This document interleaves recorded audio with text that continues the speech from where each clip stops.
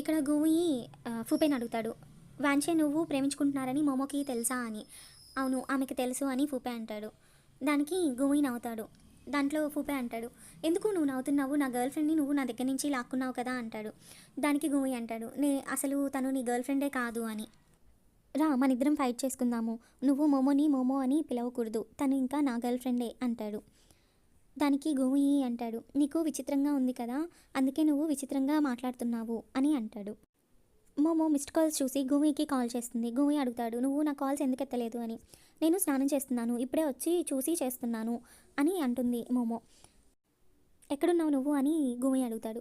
నేను ఇంటికి వచ్చేసాను అని మోమో అంటుంది. ఇంటికి వెళ్ళిపోయావా, నేను చెప్పాను కదా నా కోసం వెయిట్ చేయి, మన ఇద్దరం కలిసి వెళ్దామని, నీకోసం నేను ఇక్కడే వెయిట్ చేస్తున్నాను అని గూయి అంటాడు.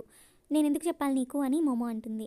అది కాదు అని మాట్లాడుతూ ఉండబోతాడు గూయి. అప్పుడే మోమో కాల్ కట్ చేసేస్తుంది.